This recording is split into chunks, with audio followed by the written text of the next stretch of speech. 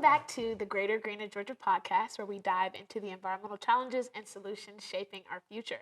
Today, we are speaking with Georgia resident John Duke, also author, covering environmental issues, his experiences advocating for his community and others, and his vision for a better Georgia. Welcome to our podcast, Mr. Duke. Thank you so much. It's an honor to be here. It's amazing. I appreciate it. Yeah, awesome. Thank you for coming. We're also joined by our political director today, Ms. Connie DeSico.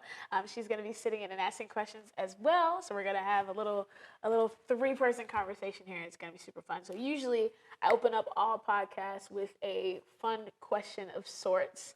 So, what is your favorite restaurant of all time? It doesn't have to be open now. It could have closed down. And what was your order? What did you get? What is it? Well, it has to be the Break Pad in my community. I walk to it many days for lunch. It's just down the street, and they just have great food at an affordable price and great beers. The Break Pad. Okay, yeah, so the Break Pad on historic College Park. Okay, awesome. College Park. And what's your food order? Usually it's either the Cali BLT with avocado or it might, or the hummus wrap. Oh, hummus. We love a good hummus. Chickpeas, yeah. And their French fries are great. And they have, or if you're looking healthy, they have a great salad, locally grown mixed greens. It's just a great place to hang out. No, I want the fries. So the hummus wasn't the healthy option. You were like, he said, if you want something healthy, yeah. I feel like the BLT and the hummus was pretty lettuce. You're right. I feel like that was well, if you want to be real healthy, you can get the salad with the hummus, see? Then you're just knocking it out of the ballpark. Right. Okay, so tell us about your background as a floodplain analyst. How did you get started in the work? Was this the career path that you planned for yourself when you attended college? Where are you from? All the things. Yeah. I don't want to get too deep into my career because I do want to focus on the clean energy transition here. But it's been an amazing long journey. I talk about it in my book, but I grew up in the suburbs of Birmingham, Alabama, and I graduated from Auburn University in what I call a applied biology degree, but I graduated from veterinary school there.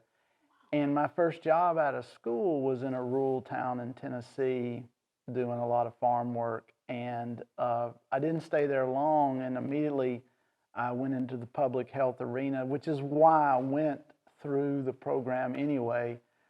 And I was a contractor for the United States Department of Agriculture, and we were eradicating brucellosis, which is disease that had affected cattle for decades. And we were at the tail end of actually wiping it out.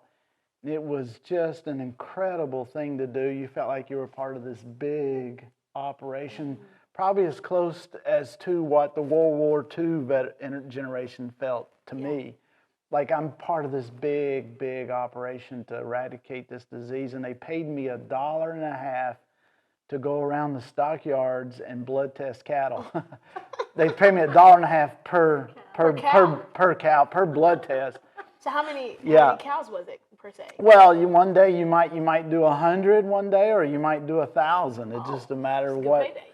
Yeah, but good payday. It was, but there wasn't a stockyard to do every day. It was just I did 2 or 3 a week at the height of it.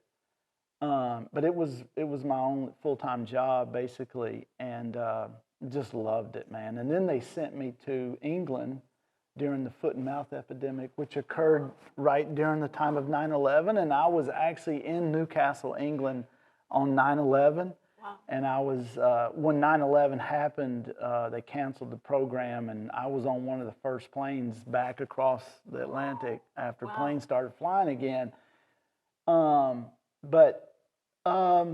So all of that ran out. The federal funding went away. I had 2 choices. I either could go into private practice, which I did not. It just didn't interest me. I had delved in it some. I needed to do something bigger than just individual people's problems or whatever. And so I walked away from the career and I drove to Ely, Minnesota, which is where I had gone to every summer in college working as a canoe guide. And it's such a colorful array, veterinary, canoe, all these little nuggets. I love it. Keep going. I attended this community college there for 2 years. I lived in Ely, Minnesota is further north by latitude than Montreal, Quebec. That's how high it is. It's 10 miles from the Canadian border. It's the end of the road. They have a radio station there called End of the Road Radio. It literally is. I love that, actually. And there's a junior college there, that Vermilion Community College, and I went there for 2 years and took every hydrology and ecology class I could. I wanted to understand the carbon cycle. I wanted to get into the environmental arena, and I struggled with, when I was in vet school, of dropping out, because I didn't know how to make a living in the environmental field. Yeah.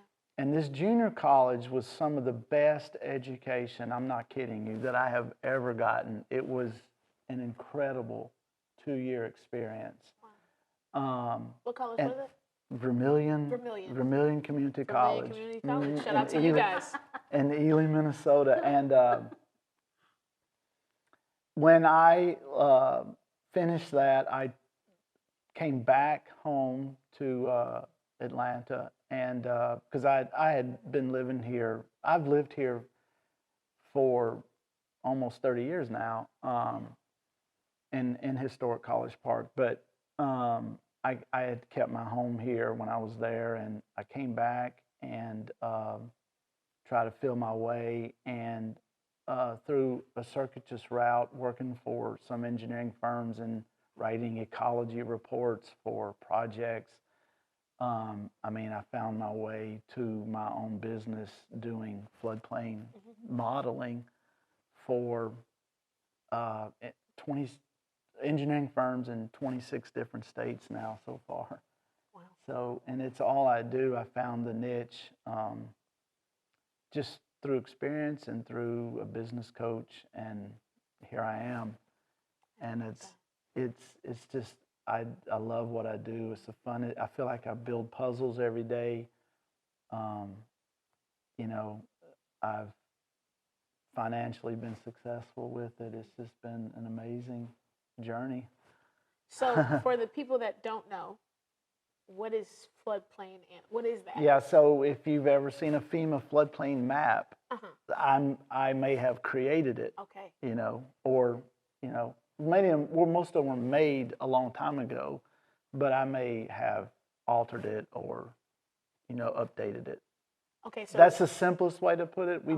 I do more than just FEMA floodplain maps, but that's something that people can understand. Okay, awesome. Yeah. So the floodplain is telling you where the flood is? Yeah, where you have risk of flooding and where you should, where your local governments are managing that area, as far as development goes. Right.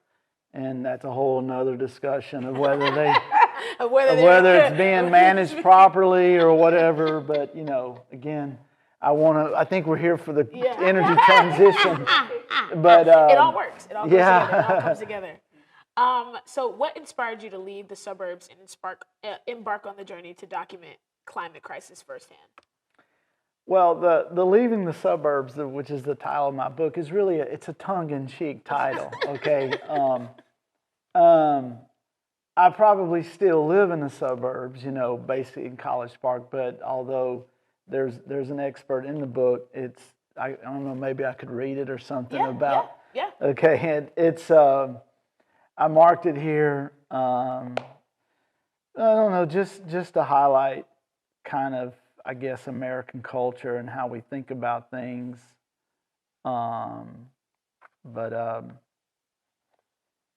So, yeah, I'll just do some reading. How about that? 26 years after crossing. So the book is basically about a 3,300-mile bicycle ride I did solo across the entire continent. Across the entire continent. One summer when I was in college at Auburn, and I rode from the West Coast all the way through, went through Ely, and then across Upper Peninsula, Michigan, and came back to Alabama, where my parents, of course, lived. And, you know, and the book sort of documents the climate crisis along the way. But at the end of the book here, I write, 26 years after crossing the Alabama line on my bicycle, I was firmly rooted in my suburban community of College Park, Georgia. But are we really suburban? By the standards of population density, we certainly are.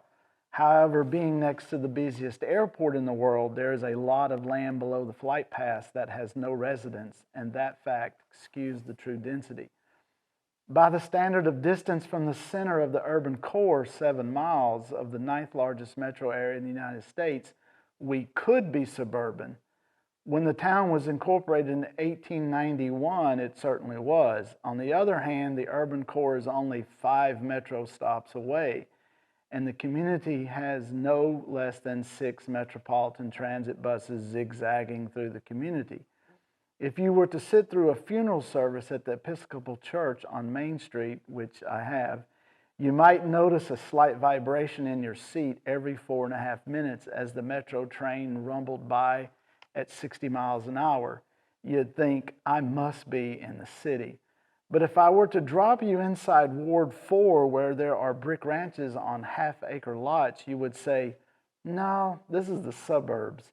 If I drop you off in the residential areas around the old depot, where the early 20th century bungalows sit on 50-foot wide lots near 4-story upscale apartments, you would say, no, this is urbane. If you saw the Family Dollar store sitting on top of an expansive parking lot along Virginia Avenue, you might be inclined to lean towards suburbia.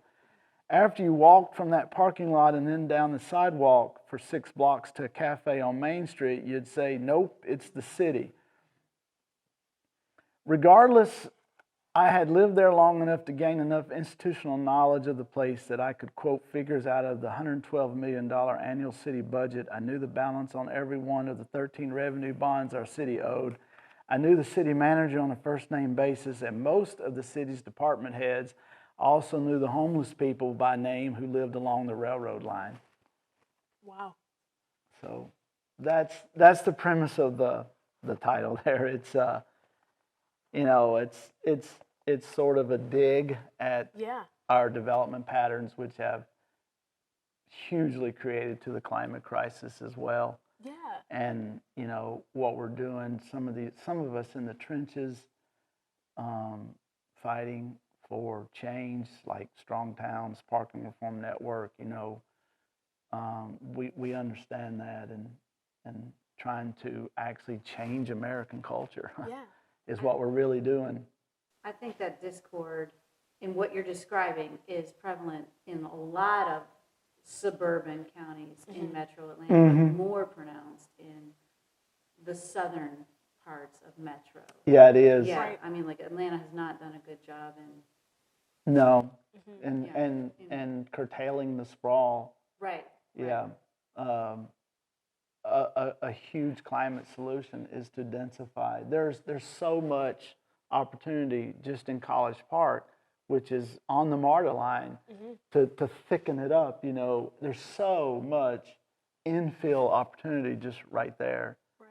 You know, the density of College Park, ironically, is about the same as the density in Ely, Minnesota, and there's only 3,000 people who live there, and it's in a very rural area of the country.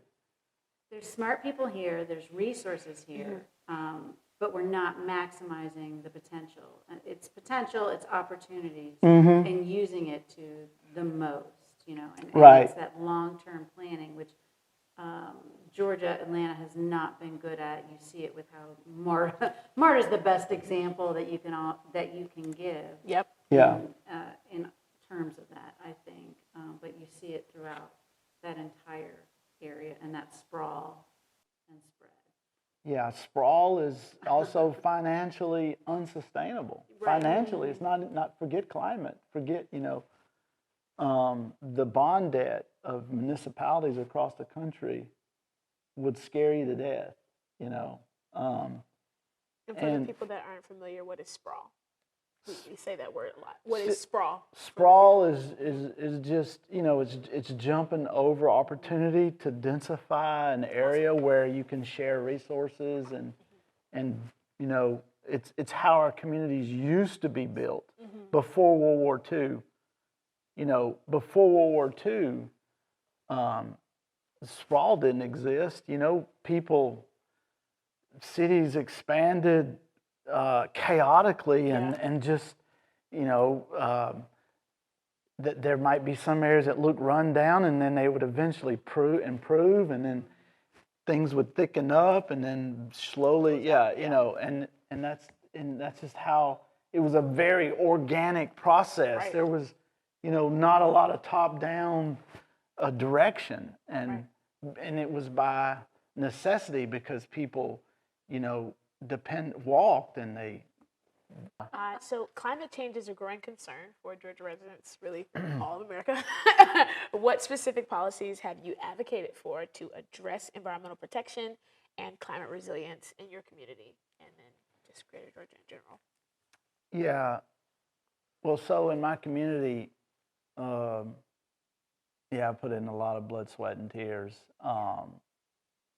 So just a lot of different things, a lot of different avenues, different approaches. One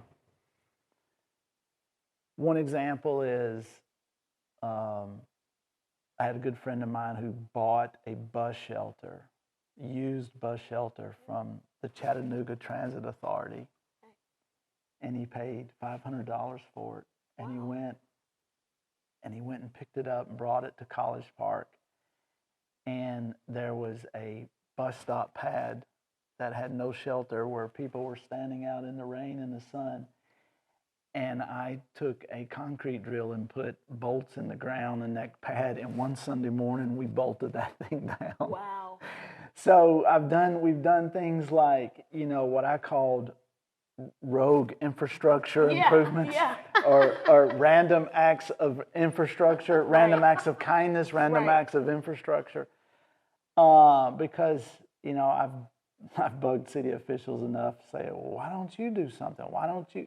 Well, it's Marta's problem. No, it's your problem. It's our land. Come on, you know.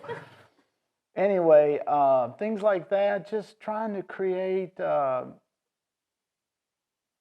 like, my community is walkable, but the thing is, it doesn't have the aesthetics sometimes. It doesn't look right, and you may not use the bus, but the bus shelter still makes the place look better. It's like putting a bow tie on a suit, I mean, plus we don't want to see those people standing in the hot sun. Other things, I gave a presentation. I had a councilwoman, Jamel McKenzie, who gave me the mic, open mic night, I call it, at the city council workshop session, and I gave a 10-minute PowerPoint presentation on how College Park could actually become the first Georgia municipality to have 100% clean electricity. Right. And it's like, well, we're a member of MEAG, so we're actually a MEAG affiliate, which is the Municipal Electric Authority of Georgia, which is basically Georgia Power's little brother. I mean, Georgia Power sets the lead, and they're kind of following because MEAG owns 23% of the Plant Vogtle project, for example. Georgia Power owns about half of it. 23% is owned by MEAG, and the other quarter is owned by other electric cooperatives. But so what I'm trying to bring to the table is to think outside the box. We're like, well, we can't do that. We're under MEAG. Well, yeah, you can, because you get to make choices. Right. Even as a member of MEAG, you as a member get to make choices of where you want your power supply to come from. So anyway, I gave a presentation. I made a YouTube video of it to you. I'll give it to you later. And it gives first oversight of where the world's moving and how fast China is actually moving toward renewable energy and just beating our pants off, you know? And then it starts out with a big overhead, and then it gets into the specifics of College Park. What do you see as the biggest barrier to achieving that goal in Georgia? And how can we, the people, help to accelerate that process? Yeah, the biggest barrier is, it's the monopoly utility business that's being regulated by a captured public service commission. Yep. And captured is not my word. This has been talked around in the podcast circles, like Energy Transition Show with Chris Nedler. I don't know if you watched that. The Volts podcast by it's David Roberts, and others like Bill McKibben's Third Act. That's another group that he runs. Third Act is for meaning your third act of your life. They're older, Yeah. That care about their grandchildren and stuff. But they've actually had sessions on this. The captured public service commissions, not just in Georgia, but in other places all across the country.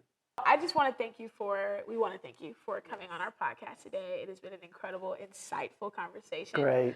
So at the end of every podcast, we always do like a 2-minute thing. If there's something you can talk about for 2 minutes, but we're going to say goodbye to the camera. Okay. And to everybody, guys, thank you so much for joining us. And thank you so much, Mr. John Duke, for being here today. It's been my pleasure. For this insightful conversation. Thank you.